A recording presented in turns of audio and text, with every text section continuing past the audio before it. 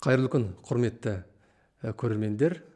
Қазақстан Республикасы Президент жанындағы ұлттық ғылым академиясының Казсайенс подкастын бастаймыз. Сіздермен бірге Қанат Ерғожаұлы. Бүгінгі біздің қонағымыз Әл-Фараби атындағы Қазақ ұлттық университетіндегі экологиялық ғылыми зерттеу институтының директоры Қуаныш Талғатұлы мырзамыз. Қайырлы күн. Өзіңізді таныстыра кетсеңіз. Енді жаңа өзіңіз айтып кеткендей, Әл-Фараби атындағы Қазақ ұлттық университетінде 2011 жылдан бері түлек болып кірдім. Қазіргі таңда сол жақта экология ғылыми зерттеу институтын осы 2023 жыл желтоқсаннан бастап қолға алып бастадым. Өзімнің салам жалпы микробиология саласы, соның ішіндегі экологиялық микробиология, мониторингтік, геомикробиология саласы болып табылады. Өзім жас ғалыммын, алдыңғы буынның ғылыми зерттеу бағыттарын жалғастырушы және келесі шәкірттерімізге дайындаушылардың бірімін деп айта аламын. Қазіргі таңда өзіңіз қандай ғылыми зерттеу жұмыстармен айналысасыз? Қазіргі таңда біздің зертханамыз бірнеше бағыттарға бөлінеді. Көп жағдайда қазір біз экологиялық бағыттарға тоқталып отырмыз және геологиялық. Яғни геологиялық деп отырғанымыз соның ішінде геомикробиология деп атаймыз. Ол Қазақстанда осы көмірдің жалпы микробиологиясы ешқашан биологиялық бағыты зерттелмеген. Соның алғашқылардың бірі болып менің ғылыми жетекшім Ахмет Жұбановтың қызы, Дінмұхамед Қонаев Ахметұлының келіні болып келетін Жұбанова Ажар Ахмет қызы. Өзі академик, отбасында 5 ағайындылар, сол 5 ағайындының үшеуі де ғылым саласында өздерінің бағыттары бойынша академик болған кісілер. Міне сол кісілердің бастауымен 2018 жылы біз көмір саласына кірдік. Көмірдің микробиологиясы дегеніміз біріншіден бізде Қазақстанда көмір қоры бойынша Қазақстан әлем бойынша алғашқы 10-тың ішіне кіреді. Соның 9-шы орында тұрмыз. Енді оның ішінде сапасы жағынан 65% бізде қоңыр көмір деп саналады. Яғни сапасы жағынан төмен, жануы жағынан, жылу жағынан төмен, ұшпа заттары көп, күлі көп болып табылады. Соны микробиологиялық әдістер арқылы қолданбалы бағытта біз өнімге кіргізе отырып, оның ішінен гуминді заттар бөле аламыз. Яғни ол біріншіден тыңайтқыш ретінде қолданылады. Екіншіден қалған өнімін брикеттейміз, шашлык жасайды, тағы басқа каминдердің ішінде шоқ болып тұрады. Оның барлығы Қазақстанда бізде жасалмайды, барлығы Ресейден келеді бізге, тағы басқа елдерден келеді. Міне содан қалған өнімді біз сол брикет жасау арқылы өндіріске кіргізе аламыз. Және Алматы ТЭЦ-ін қарайтын болсақ, түтін көп шығады, басқа да көмір орындарында көп шығады. Міне солардың ұшпа күлдерін микроорганизмдерде уреаза деген бөлетін фермент бар. Сол ферменттер бөлу арқылы жаңағы ұшпа заттардың бәрін жинақтап, цемент сияқты тасқып біріктіруге мүмкіндік болады. Ол кез келген ұшатын жерлердің мұржаларының алдына жинақталып, фильтр сияқты жасалса, сол уреаза фермент арқылы барлығын біріктіріп, ұшпа заттарды азайтады. Және тағы бір бағыт кәдімгі күл. Сол ТЭЦ-терден қалған күлдердің барлығы бөлек шығарылып бастайды. Бізде сол күлдің өзінің поралары бар, кішкентай поралар. Жаңағы қоңыр көмірден бөліп алған гуминді заттарды соның ішіне отырғызамыз. Ол да тыңайтқыштың бір түрі болып табылады. Сыртқы факторлар әсер етпейді, ол гуминді зат адсорбция дейді, адсорбция болып ұстап отырады. Десорбция арқылы сол гуминді заттарды қайтадан шығарып тыңайтқыштық бағытта жұмыс жасайды. Және қазір тағы да десульфиризация, яғни күкіртсіздендіру бағытын қолға алып отырмыз. Көптеген көмір жаққан кезде күлі қалып күкірт көп шығады.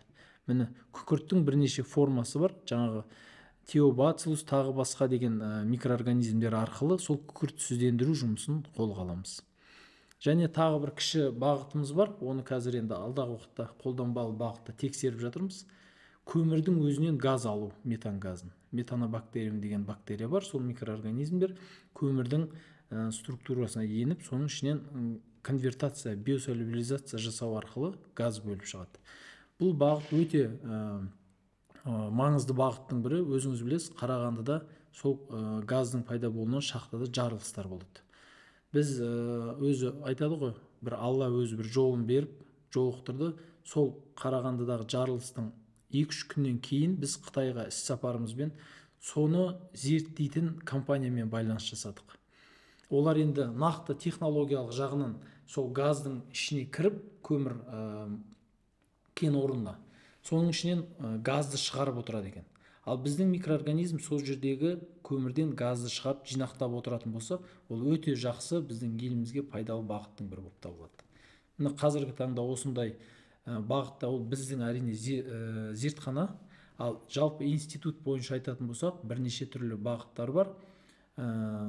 Шалахметова Тамара Минажна, Садвакасова Асем Каликумаровна, Инелева Зарина Аркенжановна деген ғалымдар бар. Бұлардың барлығы біреуі өсімдіктердің жойылу бағытын, олардың пайдасын, соның ареалында қандай өзгерістер, сол жағын зерттесе, екіншісі ол жануарларға қандай сыртқы факторлардың әсер етуі, соның барлығын қарастырады. Бір Бегалиев Айтқажа Бегалиевич деген ғалым бар. Ол кісі хромосомалық деңгейде зерттеулердің барлығын жүргізіп жатыр. Қазіргі таңда осы бағыттардың барлығы белең жастарды тарта отырып іске асып жатқан жайы бар. Өте керемет ғылыми жобалармен айналысып жатыр екенсіздер. Бірақ осы қазіргі таңда үкімет тарапынан қандай да бір жобаларыңыз бар ма? Иә, қазіргі таңда біз 2000 бакалаврға түскелі бері үкімет тарапынан тек ғылыми зерттеу осы жобаларды ұтып келе жатыр. Солардың нәтижесін көріп жатырмыз. Ең алғашқы 2012 жылы мұнай кен орындарымен келісіп жаңа жол деген бір жоба болатын. Мұнайдан төгілген қалдықтарды микроорганизмдер арқылы тазалау, яғни биоремедиация процесі. Қазіргі таңда біздің жалпы өзіміздің зертханада 7 жоба жүріп жатыр. 7-еуі де осы мемлекет тарапынан қаржыландыратын. Енді осы 19-нан бастап ғылым қорының жариялаған коммерциализациялау жобасына жоба дайындап жатырмыз. Оған дейін себебі іргелі және қолданбалы зерттеулердің барлығы өте сәтті аяқталып, осы жақында ғылым отырысында ННС-тің жақсы жоғары балл көрсетті. Енді соны коммерциализациялау бағытына жоспарлап жатырмыз. Бұл жерде жас ғалым бар. Біздің зертханада 2 постдок дейміз қазіргі. Одан бөлек 3 мынау молодой ученый дейді ғой, конкурс. Жас ғалымдардікі постдоктан бөлек және үлкен. Осы желтоқсан қарашада жарияланған конкурсқа тағы да бірнеше жобаларды бердік. Оның барлығы осы мемлекет тарапынан қолданылып жатқан, жарияланып жатқан конкурстар нәтижесінде. Енді жоспар бізде тағы осы жерде айта кету керек.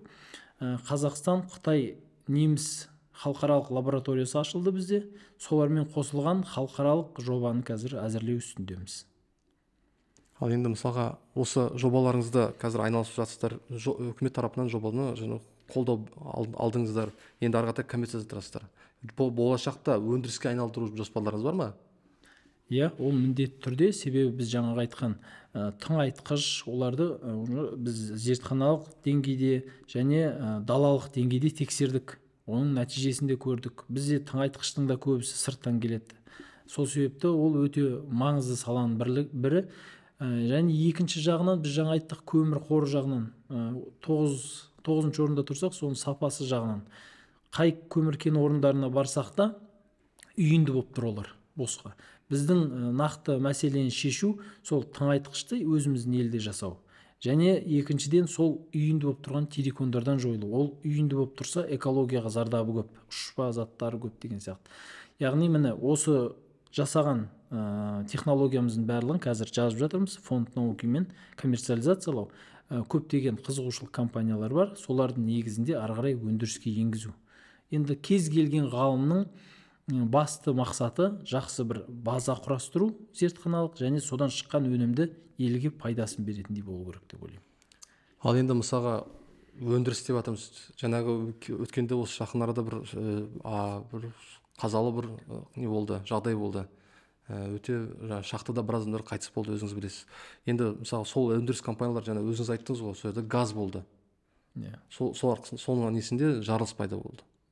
Содан кейін жаңа үлкен бір қаза болды. Енді мысалға сол қазір өндіріс компанияларымен сіздер жұмыс жасайсыздар ма? Олардан бір қолдау бар ма? Өндіріс компаниясынан бұрын былай басын айта кетуге болады. Самұрық қазына, самұрық өңдеу деген самұрық қазынаның астындағы еншілес компания бар. Солармен Неокур дейміз ғой бізде. Сол Неокурменен бір жоба алдық. Сол жаңағы тыңайтқыш бойынша. Ол жерден бүкіл этаптан 1 жыл бойы өттік. Осы 1 апта бұрын қорытынды есебі де болды. Самұрық қазынаның өзі қызығушылық танытып отыр. Себебі жаңағы оларда мұнайда, көмір бағыттар бар ғой. Сол себепті осыны іске енгізіп патент алу, ары қарай бір жолға қою мақсатында. Ол бір. Екіншіден, осы көмірден тыңайтқыш бойынша Агроинновейшн деген компания бар. Бұрыннан Ресейден, осы Украинадан тыңайтқыш алып келіп Қазақстанда сатқан ауыл шаруашылықтарына. Міне сол компаниямен бірлесіп мынау Казинновейшн деген конкурстан бірге қосылып ұтып алдық жоба. Олар бізге сол спонсор ретінде лабораторияға қажет заттың барлығын алды. Енді біз Нью-Йоркты да Казинновейшнді да сәтті істедік. Яғни сол Казинновейшнға бізге көмек ретінде көрсетіп отырған Агроинновейшн компаниясы қызығушылық танытып отыр. Осыны ары қарай бір жолға қою. Ол біздің фундаментальный жаңағы айтып жатқан зертханалық қана зерттеуде емес, ары қарай өндіріске кіргізуге толығымен жағдай жасап отыр. Біздің лабораториядағы 2 қызметкерге жалақысын төлеп отыр және қажетті құрылғымызды алып беріп отыр. Ал енді сіздердің институттарыңызға, ғалымдарға мысалға бір зерттеу жұмыстарын жасау үшін белгілі бір мәселе қажет. Сол мәселелерді олар айта ма сіздерге, өндіріс компаниялары? Біз енді сұраймыз көп жағдайда. Міне біз осындай құрылғы арқылы біз осындай мәселені шеше аламыз, немесе көптеген конференцияларда шешілетін нәрсе. Жаңағы осы подкаст сияқты көптеген мақалаларға жариялаймыз. Осындай біздің докторанттар мынамен айналысып жатыр, мынандай мәселені. Олардың өздері бізге шығады байланысқа. Міне солтүстік Қазақстаннан шықты. Осыдан 1 жыл бұрын сабан, кәдімгі бидайдан қалған сабанның қалың түбі бар. Не ол тез шірімейді, соны қандай да бір бактериялар, микроорганизмдер арқылы шіріту процесі бар ма? Үйінді болып жатады. Жаңбырдан кейін ол қажет емес деп. Тезірек шіріту керек дейді. Одан бөлек ауыл шаруашылығында жемдік белоктарды байыту бойынша. Құс шаруашылығы қазір толығымен Алматы құс бар, тағы біз алдында жұмыс жасаған оңтүстікте де бар. Сұңқар Рамазан деген компания, міне сол айтады, құстан қалған құстың саңғырғы бар, біз соны не істей аламыз дейді. Тағы бір компания бізге шықты, сиырдан қалған қи бар. Сол қиды, ол енді өзіңіз білесіз, биыл шыққан қиды бірден көмір ретінде тастай алмаймыз, күйдіріп жібереді. Ішінде аммиак көп. Сол себепті оны қалайынан тез тыңайтқышқа айналдыру керек. Композиттік тыңайтқыш жасау бағыттарын біз қазір зерттеп жатырмыз сол компанияларға. Ол біздің мемлекеттен берген грантқа қосымша қаржыландыру ретінде 20% қаржы береді. Мысалға біз соңғы 2 конкурсқа біреуіне 150 миллион, біреуіне 90 миллион сұрасақ, екеуіне де біреуіне 15 миллион, екіншісіне 18 миллион қаржы бізге лабораторияға беріп тұр. Ертең сәтті болса, соның барлығын өздері енді өндіріске енгізеді, кіргізеді. Енді мысалға жаңағы өздеріңіз мақала жариялайды екенсіздер, сонда сіздер одан бөлек ғылымды дәріптеп жатсыздар. Отандық жаңағы бұқаралық ақпараттар өкілдерінде. Өзіңіз мысалы ғылымды дәріптеу кезінде қандай жұмыстармен айналысасыз? Енді біз көп жағдайда 1 жыл бұрын болашақ бағдарламасымен мен Германия елінде барып келдім. Сол жақта да біраз зерттеу жұмыстарын жүргіздім. Сол кезде де бірнеше сайттарға сұхбат бердік. Қандай бағыттар бар, оқушыларды қызықтыру бағытында деген сияқты. Осыдан 2 жыл бұрын, сол болашаққа кетпес бұрын мен Алматыдағы облыстық физика-математика мектеп-интернатында директордың орынбасары қызметін атқардым. Ол жерде ғылыми бағытта көбінесе жұмыс жасадым. Оқушыларды олимпиадаға дайындау, ғылыми жобаларға дайындау, сол бағыт. Сол кезде енді бір жақсы жері локация. Ол Казгудың қасында, Бұқар жырауда. Сол жерден бүкіл Казгудың ғалымдарын келісімшартпен отырғызып, бүкіл Казгуға барып, университеттердің ішіндегі тек Казгудан емес, басқа жерлерінде қандай ғылыми жұмыспен айналысады, бізге бағыт-бағдар беріңіздер деп оқушылардың бәрін ғылымға тарттық. Сол кездегі біраз оқушылар қазір Казгуда жұмыс жасап жатыр, оқып жатыр, бізді көреді, айтады, рахметін айтады ғылым жолына бағыттағанына. Көбісі кішкене ентідан қиналып колледжге кетіп қалам ба деген оқушылар болды.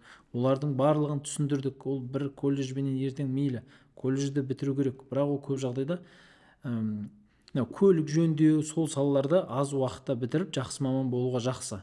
Ал бірақ ғылыммен айналысу үшін міндетті түрде сіздің атағыңыз болу керек, PhD бітіру керексіз, мақала жазу дағдыңыз болу керек, ғылыми жоба жазу дағдыңыз болу керек. Оның бәрін тек университеттік қабырғасында үйретеді. Сол себепті олардың барлығын оқушыларды баулыдық, олардың барлығы келді, оқыды. Қазіргі таңда ғылыммен айналысып жатқан балалар да бар. Одан бөлек болашақтың өзінің бір ұйымы болды. Қазір шатаспасам атын кішкене есімнен шығып тұр. Сол ұйым бүкіл өңірлерге ментор болу. мен сол кезде оңтүстік өңірін таңдадым, Түлкібас өңірін таңдадым. Сол жақтағы бүкіл мектеп оқушыларымен мектеп бітіретін 11 сыныптарға бағыттарды таныту. Енді өзіңіз білесіз, мен өзім ауылдың жерден шыққам, сол кезде мектепте кім боласың деген кезде участковый, дәрігер, мұғалім, негізгі 3-4 қана мамандықты білетінбіз. Қазіргі таңда енді интернет жетімді, бірақ сонда да ауылды оқушыларына кішкене ақпарат жеткіліксіз. Сол себепті ядерный физика, биоинженерия, ген инженерия, сол бағыттардың барлығын тереңінен тарқатуға тырысамыз. Ал енді осы ғылымды дәріптеп жатсыз, оқушыларды тартып жатсыз. Қазіргі таңда енді осы ғылымға өзіңіз қалай келдіңіз? Енді ғылым саласына 2011 жылы осы Әл-Фараби атындағы Қазақ ұлттық университетін таңдадық. Ол кезде жасыратын түгі жоқ, мен медицина саласына бармайым, 9 жыл оқу оңай емес деп биотехнологияны таңдаған болатын. Бірақ дәл солай 9 жыл оқып докторантураны тәмамдап шықтым. Бұл жерде жаңа айтып кеткендей, менің ғылыми жетекшім маңызды рөл ойнады, және өзімнің эдвайзерім Абдиева Гүлжамал Жанайдылқызы. Сол кісі куратор болып, мен ана резюмемді көріп, ғылыммен айналысуы мүмкін осы бала деп өзінің жетекшісіне таныстырды. Сол бірінші курсымның жазынан бастап ғылыми жобаға кірдім, кәдімгі штаттық түрде. Ол кезде енді қазіргідей емес, бірақ қолыма алатын ақшаға өзім қуанатын, өзім тауып отырған соң, өзім көп ағайынды болған соң үйден сұрамайсың, оған мәз болып. Және сол жерде сол жобаға жауапты Акимбеков Нұрал Шардарбекович деген кісі бар. Ол да менің докторантурада ғылыми жетекшім. Сол кісімен бірге жұмыс жасадық. Бір тағы да қатты түрткі болғаны, 3-ші курста мені Жұбанова Жарахметовна өз қаржысынан жобадан бөлдіріп Германияға жіберді. Көптеген ғалымдар өз шәкіртін, бакалавр шәкіртін олай жібере бермейді. Әлі пісіп жетілмеген, үйренсін деп. Мені көрсін, білсін деп тағылымдағымаға жіберіп, сол жақтың зертханасын көрдім мен Германиядағы. Өзімнің докторантурадағы екінші жетекшім Дигель Илья, профессор. Сол кісі мотивация болды ары қарай. Содан бері ғылыми жобаларда айналысып, қазіргі таңда қосымша бухгалтерлік курс оқып алдым. Сол ғылыми жобаның финансовый жағын зерттеп қарау мақсатында. Қазіргі таңда бүкіл жобаның енді финансовый, юридический жақтарын барлығын өзіміз жасаймыз. Қазір өзімізді солайынан алып келгеннен кейін жетектеп, бірінші курстан бастап, екінші курстан балаларды менде есік ашық, келіңіздер деп үйретіп жатырмыз. Керемет. Және өзіңіз айттыңыз, болашақта тағылымдама Германияда өттіңіз. Ол жердегі жетекшіңізбен, шетелдік жетекшімен сол өзіңіздің жобаңызды ары қарай жалғастырдыңыз ба? Және өзіңіз жобаңызды ары қарай жаңарта алдыңыз ба? Иә, ол жақта жұмыс жасадық. Осы көмірменен жаңағы біз жобаны берер алдын идеяны зертханада тексереміз ғой. Соның басын біздің елде не жасауға болады, соны тексердік. Қалғанын сол жақта жасап тексердік. Соның нәтижесінде мақалалар шығардық. Жаңағы сол мақалаларымыздың бірін Германиядағы бір компания, тыңайтқыш шығаратын компания оқыпты.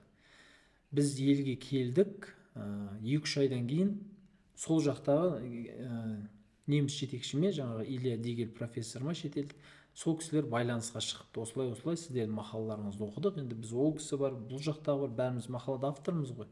Соны көріп, сол кісіге хабарласты. Ол кісі Қазақстандағы жаңағы Нұрал Шардарбекұлына хабарласты. Сонымен бәріміз отырып онлайн байланысқа шықтық сол компаниямен.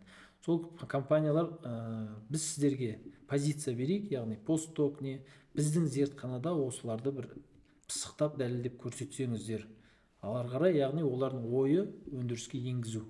Ең жақсы нәтиженің бірі сол болды. Ол жақта тағы да мүмкіндіктер көптеген басқа да зертханалармен байланыс жасадық.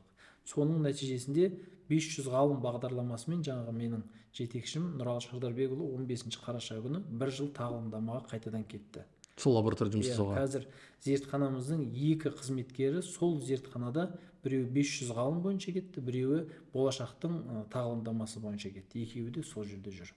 Сол жерде қазір өзінің жобаларын іске асырып жатыр, жаңа идеялар тексеріп көріп жатыр. Егер нәтижелері дұрыс болса, ертең соны түйіндеп, жақсылап пісіріп жазып, гранттық қаржыландыруларға беріп, ары қарай соны бір өндіріске енгізу мақсат жоспарымыз бар. Ал енді мысалға өндірісте Алматыдағы ТЭЦ дедіңіз, олар өздері хабарласып, мына экологиялық жағдайдан, бәріне осындай сіздердің технологияларыңызды пайдаланғысы келеді ме? ТЭЦ бойынша біздің жаңағы көмірден қалатын күл бойынша жоба 18-22 жылдар болды, 20 жылдар. Сол кезде біз ТЭЦ-тің басшысына кіріп, Өздеріңіз? біз кірдік, сол кезде осындай жоба бар бізде, сіздерден күл алуға бола ма деп рұқсатын сұрағанбыз. Ешқандай мәселе жоқ. Кез келген уақытта біз ғылымға ашықпыз деді. Бұл ғылымға деген көзқарастарын көрсетеді. Біріншіден, екіншіден, жыл сайын оларда өздерінде конкурс жарияланады. Ол жақта мына Сәтбаев университетінің атынан бізде бір ғылыми жоба бар. Сол тарапынан бердік. Одан да бағыттар бар. Яғни сол жерде қалған күлдің қалдығы болсын, ТЭЦ-тен шығатын ұшпа заттары болсын, соны шешудің кез келген идеяларын іздейді олар. Кәдімгідей жүлделі қоры бар, комиссия құрылған бүкіл университеттердің ғалымдарыменен. Ол яғни ТЭЦ-тің өзінің ғылымға деген көзқарасын көрсетеді. Ол әрбір вузға шығып, мысалға сізбен жұмыс жасаймыз, общий конкурс жариялайды, кімде идея жақсы, соны іріктеп жүлделі орын береді, ары қарай сол адаммен жұмыс жасайды. Ары қарай тікелей жұмыс жасайды. Сол бағытта. Меніңше бұл тиімді бағыттың бірі деп ойлаймын. Ал өндірісте ше? Енді өндіріс саласына бізден жаңа айттық, 2018-де көмір саласына кірдік. Оған дейін мұнай саласымен айналысқанбыз. Мұнай саланың батысына, Шымкенттегі НПО, ШМПО, соның барлығымен жұмыс жасадық.